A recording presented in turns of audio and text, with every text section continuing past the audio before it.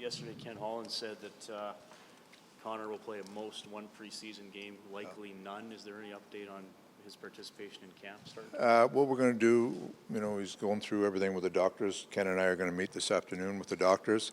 We're going to be very conservative with him. It's the doctors will give us go ahead. The practices, we'll see what the doctors have to say about it.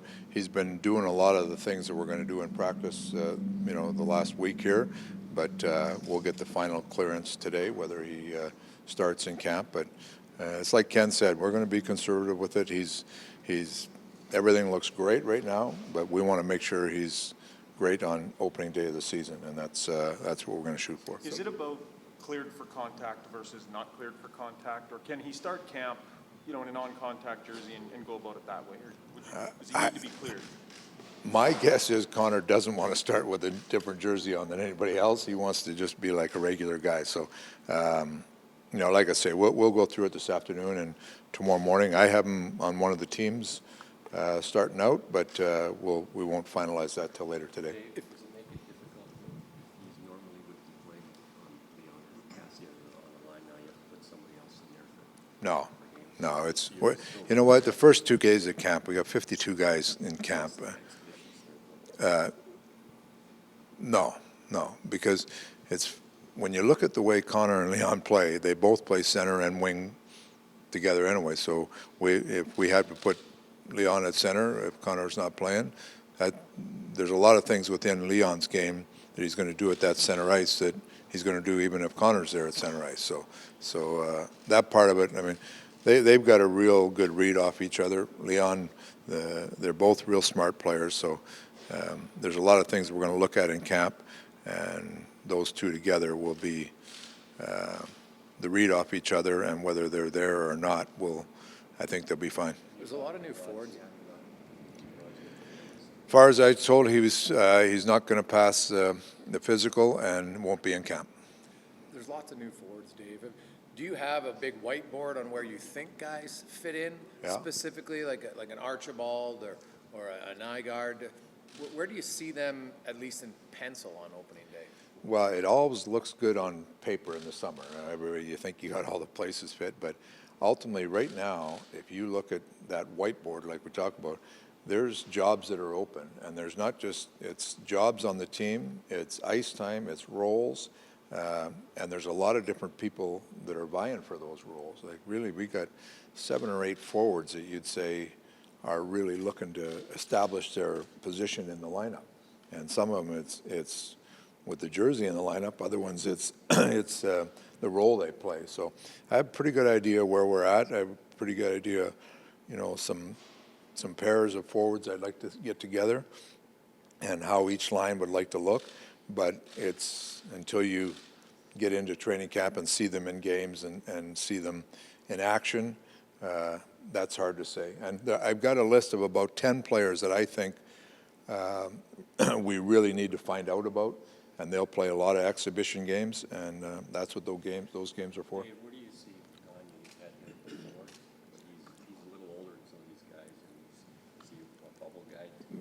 Gags is a real smart player. The thing I like about Gags, he can make plays, and he's turned into the smarts that he has in the game has turned him into a survivor, because he reads situations. You can put him with good players, and he can complement good players, or he's been in situations where he's been farther down in the lineup and really helped the special team, like mostly the power play, and uses his skill. Good veteran player, well liked in the dressing room. So, I'm interested to see where Sam gets. I've had him before. I know a lot about him, but he continues to mature as a player. Like I say, he's smart. Whatever role you put him in, he's going to grab that and do the best he can. Does Tyler Benson have to be in the top 6 to be on this team? Not necessarily. He has to be able to be at pace and play a consistent game at the NHL level. And it's yet to be seen whether he can do that. He'll be one of those guys in the exhibition games that gets a chance. You mentioned Larson and Nurse as a pair. Do you have somebody, like, is Matt Benning a guy who gets the first look alongside Oscar Klefbom? You've talked how you like righty-lefties. Yeah, we're going to let that play out in camp. There's, that's just like the forward situation. There's 3 or 4 guys that could jump into that role. So we're going to try a bunch of different things at camp and just see what sticks, see what gives us the best chance to be successful. Kenton, historically, you talked about it, he's very patient with young players. Yeah. Do you have the same philosophy? Do you feel that guys who are young, who get some seasoning and learn how to be a pro in the American League, does that benefit them? Oh, the experience benefits them moving up, and I like Ken's philosophy of if you're a young player and you're going to be sitting in the stands, you're going to be playing, not sitting in the stands, and so that's the way Ken's always run his teams, and I think that's the right thing. Young players need to play, and whether it's the American League or the NHL, if they're good enough to play in the NHL, then they'll play in the NHL. The NHL isn't a development league; it's a league to win.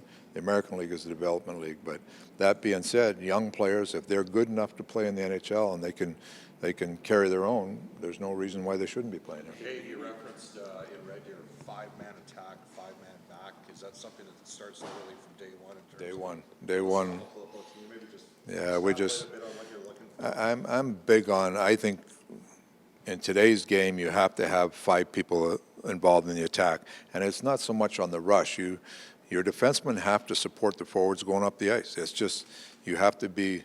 I talk about 5 players in each zone all the time, and whether you're on offense or defending, you have to have numbers. That's the only way you can survive in the league right now. So the ability to have defensemen, support the forwards on not just coming out of our end, but all the way up into the offensive zone, into the forecheck is a big key. And on the vice versa, you got, once you turn the puck over or it changes hands in the offensive zone, we want 5 back. Not it won't be defensemen defending and forwards on the offense. We'll work together as a group of 5 on the ice. We'll see. We're working on the teams here. You'll see tomorrow morning. And you know what? Just because you see one guy in the first day, be ready for the next guy the next day. It's like I say, we have options there, and we're going to make sure we look at all those options. What's your plan on rolling your goalies through the preseason? I've sat with Dustin Schwartz. We'll give a couple of our young guys some opportunity early in camp, and then I'd like to get down to our 2 guys. And the key for me is to make sure our 2 guys get as much as they need. So is it 2 full games each? Is it 2.5 each? That'll be determined a little bit where our young guys are. How much should we read into your lines and D pairings and day one of training camp tomorrow? Well, I've obviously got some ideas in place that I want to start evaluating, but those ideas they're ideas for the first day, but things will be switched around. I think you'll see, there's some pairs of people, there's some roles of people that I want to see, but there's also people that can get bumped out of those roles, so you got to make sure that you give everybody an opportunity, because you don't want to miss out on something that might be there that you don't try. When you break down the penalty kill, and it's been a real problem for 3 full seasons with a lot of different players, do you have a plan of attack on how to improve that? Because there's not a lot of change systematically from one team to another. So what have you seen that's going to work and help your penalty kill? I think there is a lot of differences between teams, and teams try to mirror each other. There's a couple things for me. It's personnel, people that are dedicated to doing the job on the PK. I think we've added some of those people this summer that will really help that. Goaltending is a big part of it. Your goaltender has to be at the top of his game, especially on the penalty kill. Jim Playfair will handle that. I like what he's done this summer. He's done a lot of research. Talked to a lot of our players already about things that are our expectations for penalty kill. So personnel, goaltending, a little bit of structure. And that was kind of one of my things as a player, obviously. At the World Cup, I handled the penalty kill in there, so some of the schemes that we use there will be similar to what we're going to see from our team. But it's an area that has to improve, and it goes with our goals against. Our goals against has to come down if we're going to be a playoff team, and the penalty killing will be a big part of that. Dave, with things kicking off tomorrow morning, I mean, with the pace and the mood of the camp, is that on you guys as a coaching staff to kind of set that, or are you going to rely on the core?